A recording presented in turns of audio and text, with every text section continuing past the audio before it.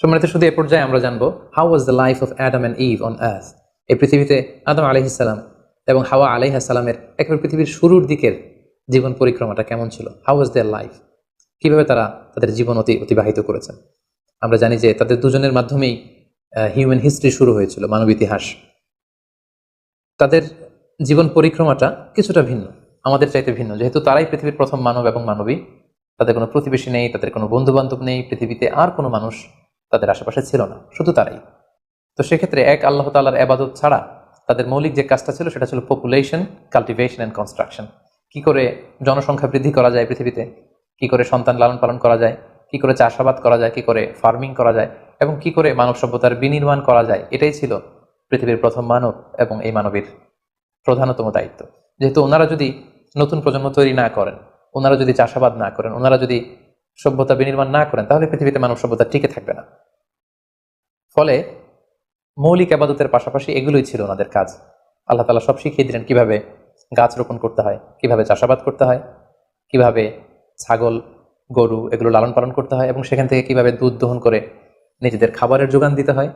Basically আদম আলাইহিস সালামের কাছে যে সহিফাগুলো নাজিল হয়েছিল, সেখানে শরীয়তের মূলনীতির চাইতে কিভাবে পৃথিবী আবাদ করতে হবে এই বিষয়গুলোই বেশি স্থান পেয়েছিল।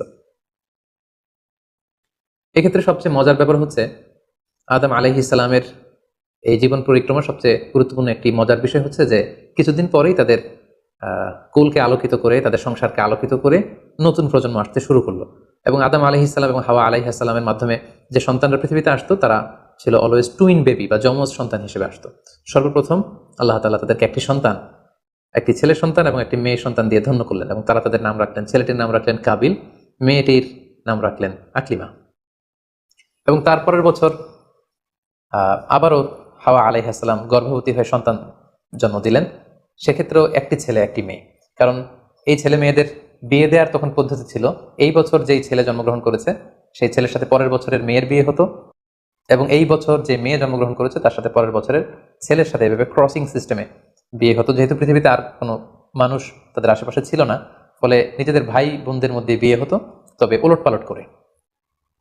তো এর ফলে বাই ডিফল্ট আদম আলাইহিস সালামের ছেলে কাবিলের ভাগ্যে এসে জুটল তার পরের টার্নের যে বোন জন্মগ্রহণ করেছে হাবিলের সাথে, তার নাম ছিল লাবুদা।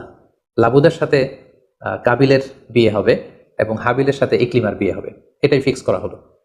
কিন্তু এখানে একটি সমস্যা দেখা দিল, সেটি হচ্ছে ইকলিমা ছিল খুবই সুন্দরী, she was a very beautiful lady. ফলে কাবিল এটা মেনে নিতে পারেনি।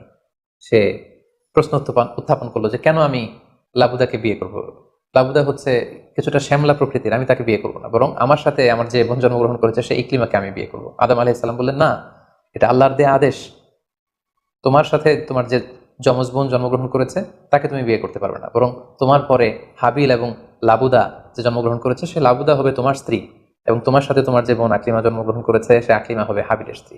কিন্তু কাবিল এটা সহজে মেনে নিতে পারেনি, ফলে সে এখানে প্রশ্ন উত্থাপন করলো এবং সে বলল যে আমি আকলিমাকে বিয়ে করতে চাই। দেখা দিল এক মহা সমস্যা। তখন আল্লাহ তাআলা আদম আলাইহিস সালামকে জানিয়ে দিলেন, ঠিক আছে, হাবিল এবং কাবিলকে কোরবানি করতে বলো, যার কোরবানি কবুল হবে সেই আকলিমাকে পাবে। এবং তখন কোরবানির সিস্টেম ছিল, কোরবানি করে চলে আসার পরে আকাশ থেকে আগুন এসে যেই কোরবানিকে ঝলসে দিত, সেই কোরবানিটা আল্লাহ তাআলার কাছে কবুল হয়েছে বলে ধরে নেওয়া হতো। আদম আলাইহিস সালামের ছেলে কাবিল বেসিক্যালি চাষি ছিল, সে এক বস্তা গম আল্লাহ রাস্তায় কোরবানি করলো। আর হাবিল সে মেষ চড়াতো, ছাগল চড়াতো, সে একটি বকরি জবাই করে আল্লাহ রাস্তায় কুরবানি করলো, এবং তারা অপেক্ষা করতে লাগলো যে কার কুরবানি কবুল হয়। দেখা গেল আকাশ থেকে আগুন এসে হাবিলের বকরি বা ছাগলটাকে ঝলসে দিয়েছে, কিন্তু কোনো আগুন এসে কাবিলের গমের বস্তাকে বা গমের স্তূপকে ঝলসে দেয়নি। ফলে প্রমাণিত হলো যে হাবিলের কুরবানি আল্লাহ তাআলার দরবারে কবুল হয়েছে, এবং আল্লাহ তাআলার দেয়া আগের বিধান অনুযায়ী হাবিলই আকলিমাকে বিয়ে করার সুযোগ পাবে। এই কথাটি আল্লাহ তাআলা খুব সুন্দর করে কোরআনুল কারীমে উল্লেখ করেছেন। আল্লাহ বলছেন, ফাতুকুব্বিলা মিন আহাদিহিমা ওয়া লাম ইউতাকাব্বাল মিনাল আখার। তাদের একজনের কোরবানি কবুল হলো, আরেকজনেরটি হলো না। ফলে হাবিল আকলিমাকে বিয়ে করার সুযোগ পেল। কিন্তু কাবিল এতে আরো প্রচন্ড জেলাসি ফিল করতে লাগলো। সে হিংসায় জ্বলে পুড়ে অত্যন্ত রেগে গিয়ে বলল, লা আক্তুলান্নাক, হাবিল আমি তোমাকে হত্যা করব, তোমাকে হত্যা করে হলেও আমার সুন্দরী বোন আকলিমাকে আমি ছিনিয়ে নিব। তখন হাবিল বলতে লাগলো যে লাইন বাসাত্তা ইলাইয়া ইয়াদাকা লিতাকতুলানি মা আনা বিবাসিতি ইয়াদি আলি ইলাইকা লিআকতুলাক। অর্থাৎ হে কাবিল, তুমি যদি আমাকে হত্যা করতে অগ্রগামী হও, হাত বাড়াও, আমি আমার হাতকে বাড়াবো না তোমাকে আঘাত করার জন্য। কারণ তুমি যদি আমাকে হত্যা করো তাহলে আমার পাপ তোমার পাপ সবটাই তোমার ঘাড়ে বর্তাবে, আর আমি এত বড় পাপ কাজ কখনোই করতে চাই না। কাবিল এ কথাতেও ক্ষান্ত না হয়ে সে হত্যা করতে উদ্যত হলো এবং সে তার কথা মতো তার ভাই হাবিলের উপর চড়াও হয়ে আক্রমণ করে তার আপন ভাই হাবিলকে সে হত্যা করে ফেলল। কোরআন বলল ফাকাতালা ফাসবাহা মিনাল খাসিরিন। কাবিল হাবিলকে হত্যা করে ফেলল। প্রতিহিংসার অনলে জ্বলে পুড়ে শয়তানের কুমন্ত্রণায় পৃথিবীর প্রথম হত্যাকাণ্ড, the first murder ever in the world, পৃথিবীর প্রথম হত্যাকাণ্ড সংঘটিত হলো। এবং হত্যাকারী ছিল আদম আলাইহিস সালামের ছেলে কাবিল, এবং এই পৃথিবীর প্রথম নিহত মানুষের নাম হচ্ছে হাবিল। সহিহ বুখারীতে আল্লাহ রাসূল সাল্লাল্লাহু আলাইহি ওয়াসাল্লাম ইরশাদ করেছেন, আউয়ালু মান সান্নাল কতলা। কাবিল হচ্ছে ওই ব্যক্তি যে পৃথিবীতে সর্বপ্রথম হত্যার ট্র্যাডিশন চালু করেছে। কাবিলের আগে কেউই পৃথিবীতে হত্যাকাণ্ড ঘটায়নি, ফলে হাবিল হচ্ছে পৃথিবীর প্রথম শহীদ বা প্রথম নিহত মানুষ। এবং কাবিল যেহেতু এই হত্যার ট্র্যাডিশন করেছে, এই মার্ডারের ট্র্যাডিশন করেছে, ফলে পৃথিবীতে যারাই এই বিচার বহির্ভূত হত্যা বা অন্যায়ভাবে কাউকে হত্যাকাণ্ডের সাথে জড়িত হবে তার একটি পার্সেন্টেজ গুণা কিয়ামত পর্যন্ত কাবিলের ভাগেও এটি যেতে থাকবে। এখন যে মজার ব্যাপারটি ঘটেছে সেটি হচ্ছে, কাবিল যখন হাবিলকে আক্রমণ করেছে, হাবিলকে নিহত করেছে, হত্যা করেছে, হত্যা করার পরে হাবিল লাশ হয়ে শুয়ে রইল। কারণ কাবিল যখন হাবিলকে আক্রমণ করেছে, হাবিলের গা থেকে যখন ব্লিডিং হয়েছে, সে ছটফট ছটফট করতে করতে এক পর্যায়ে মারা গেল। কিন্তু মারা যাওয়া কাকে বলে এটাও পৃথিবীর কেউ জানতো না। কাবিল নিজেও বুঝতে পারেনি যে এইভাবে আমি আঘাত করলে হাবিল এইভাবে মরে যাবে, তার ব্লিডিং হবে। মৃত্যু কি এটা তারা জানে না, কারণ এই পর্যন্ত এই পৃথিবীতে কেউ তো মারা যায়নি। ফলে সে দেখলো যে কিছুক্ষণ আগে আমার ভাই হাবিল আমার সাথে কথা বলছিল, এখন হাবিল আর কথা বলে না, চুপ করে শুয়ে আছে, নড়ে না চড়ে না। কাবিল তার ভাইকে কাঁধে নিয়ে ঘুরতে লাগলো। কি করবে, সে কথা বলে না কেন? কারণ এটা যে মৃত্যু, দিস ইজ দ্য ডেথ, এটা তাদের জানা ছিল না। এবং তার ভাইয়ের লাশকে সে কি করবে সে নিজে বুঝতে পারছিল না। তখন হাবিলকে শিক্ষা দেওয়ার জন্য আল্লাহ তাআলা একটি কাককে পাঠালেন। ফাবাআসাল্লাহু গুরাবান ইয়াবহাসু ফিল আরদি লিউরিয়াহু কাইফা ইউয়ারি সাওআতা আখি।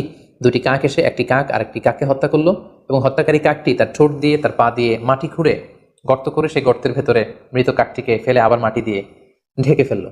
এই দৃশ্যটি হাবিল দেখে বুঝতে পারলো যে আমাকেও আমার কাবিল দেখে বুঝতে পারলো আমাকেও একই কাজ করতে হবে। কাবিল তখন মাটি খুঁড়ে তার ভাই হাবিলকে মাটি চাপা দিয়ে পৃথিবীর প্রথম ফিউনারাল বা বারিফাইং এর যে সিস্টেম, কবর দেওয়ার যে প্রক্রিয়া, এটা তিনি সারলেন। আদম আলাইহিস সালাম তখন চলে গিয়েছিলেন মক্কায় কাবা নির্মাণের কাজে বা হজের কাজে। সেখান থেকে ফিরে এসে এই ঘটনা শুনে তিনি অত্যন্ত দুঃখ পেলেন। তিনি কাবিলকে ভর্ৎসনা করলেন এবং আদম আলাইহিস সালামের সন্তান সন্ততি সবাইকে ডেকে তিনি নাসিহাত করলেন। এক আল্লাহর আদেশ মেনে নেওয়ার জন্য তিনি সবাইকে আহ্বান জানালেন। হাবিলের পরবর্তীতে আল্লাহ তাআলা ইওয়াদান আন হাবিলের পরিবর্তে তিনি শীস আলাইহিস সালামকে আদম আলাইহিস সালামের ছেলে হিসেবে পৃথিবীতে দান করলেন। হাওয়া আলাইহিস সালামের কোল জুড়ে পৃথিবীতে আসলো শীস, এবং তার সাথে তার টুইন বোন হাজুরা পৃথিবীতে আসলো। এবং আদম আলাইহিস সালামের পরে শীস আলাইহিস সালামকে আল্লাহ তাআলা নবী হিসেবে সিলেক্ট করলেন।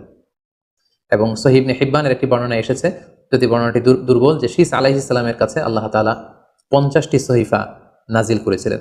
দেখতে দেখতে আদম আলাইহিস সালাম তার জীবনের 1000 বছর পূর্ণ করলেন। তিনি বয়োবৃদ্ধ হয়ে আসলেন এবং তার এই নবুয়তির দায়িত্ব আল্লাহ তাআলা শীস আলাইহিস সালামের কাঁধে দেওয়ার পরে আদম আলাইহিস সালামের পৃথিবী থেকে বিদায় নিলেন।